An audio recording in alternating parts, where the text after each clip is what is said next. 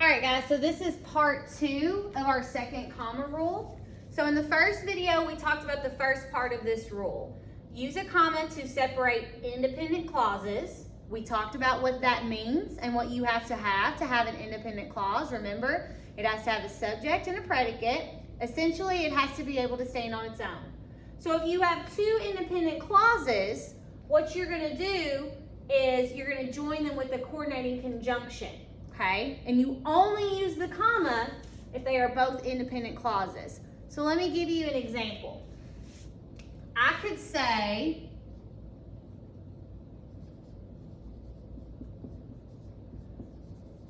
I went to the store.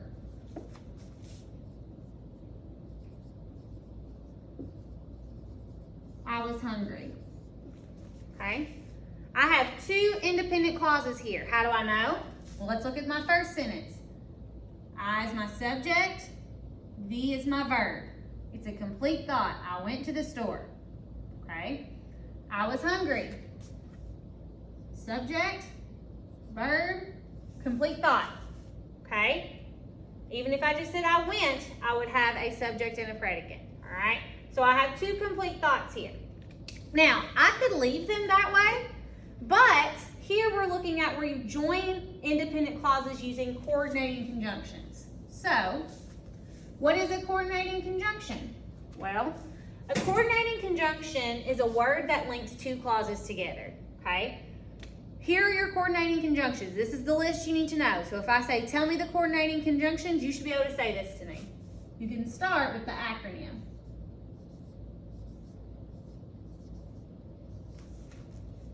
Fanboys. You've probably heard that before. A coordinating conjunction are these right here. There's 1, 2, 3, 4, 5, 6, 7. As long as you know these 7 words are coordinating conjunctions, you're going to be fine. So what are these words? Let's see if you can remember. For, and, nor, but, or, yet, and so. All right? So again, coordinating conjunctions bring two clauses together. Now notice this doesn't say they have to be independent. They just bring two together. So let's look at that example I gave you. Let's use the word for to bring those two independent clauses together. So we're going to say, I went to the store. And we're going to say over here, I was hungry. Now, if we read this as one sentence, I went to the store for I was hungry. For means the exact same thing as because. So this makes perfectly grammatical sense. I went to the store for I was hungry. We could leave it just like that. But our second comma rule tells us that we have to use a comma to separate the independent clauses when they're brought together by one of these. Okay? So we need to say I went to the store, comma, for I was hungry. Now, I want you to pause where you are and go ahead at the bottom of our list of coordinating conjunctions. I need you to write this down. If it needs a comma, if it has an independent clause and an independent clause, then you want to make sure that you put the comma before. The comma never goes after the conjunction, ever, ever, ever, ever, ever. It always goes before.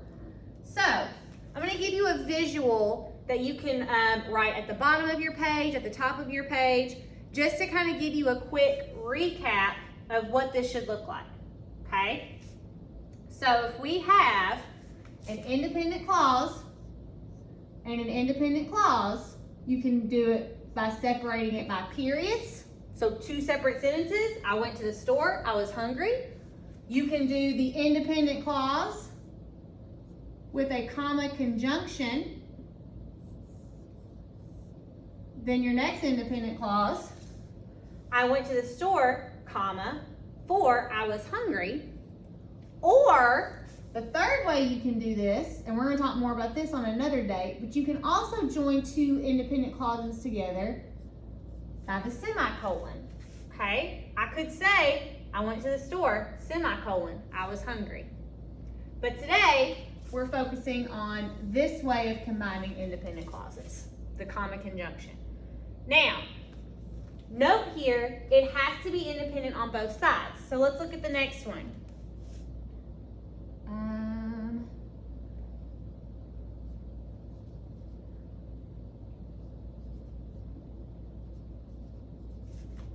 The cat ran away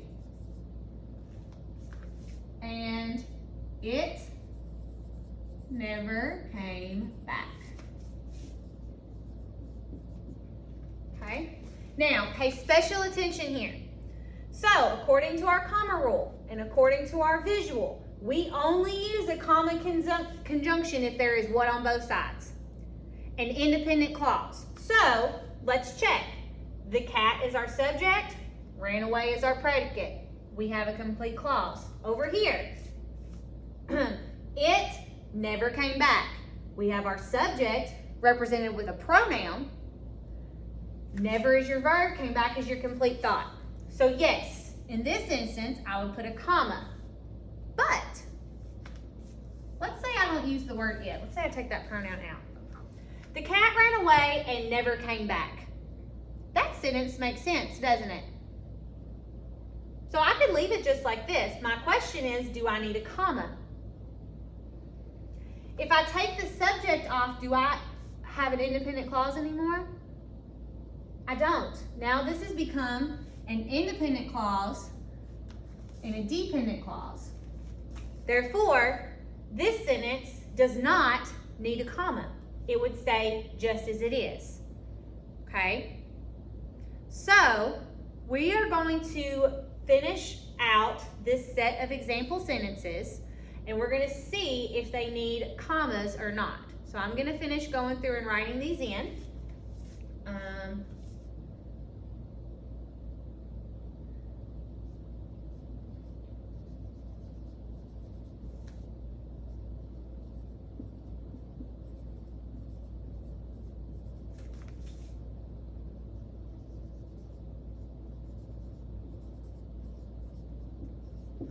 He never read the book nor seen the movie. Does it need a comma or not?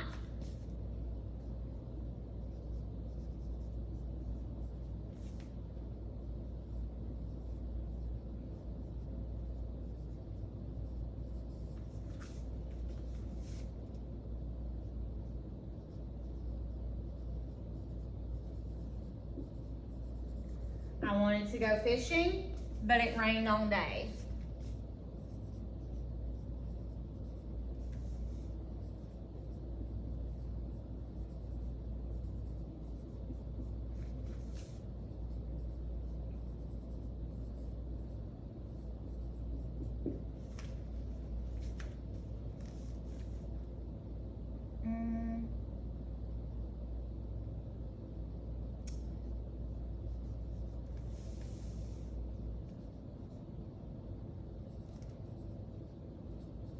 Car was very dirty.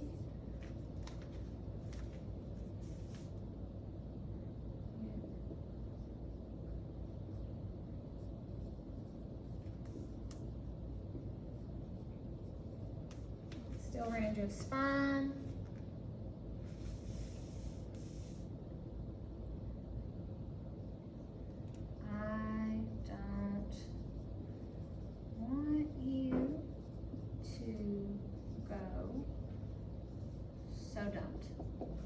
Okay, so what I'd like for you to do is I want you to look at each of these sentences independently, and I want you to determine which sentences require the comma based on our comma rule, that we only put the comma in front of the conjunction if there's an independent clause on each side, and then we'll check it together.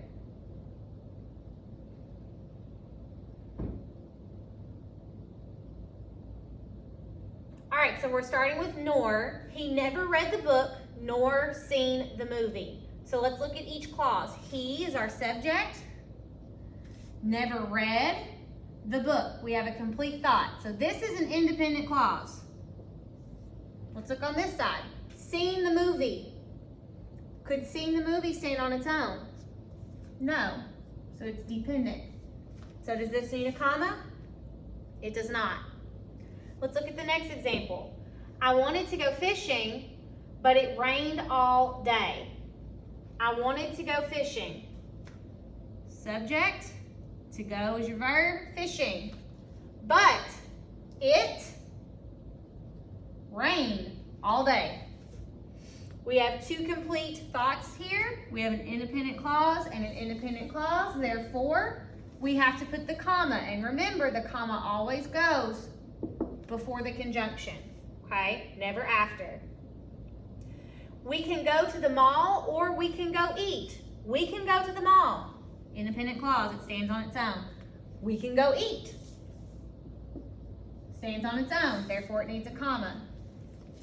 The car was dirty, yet it still ran just fine. The car was very dirty. That's independent, it can stand on its own. Yet it still ran just fine. It still ran just fine.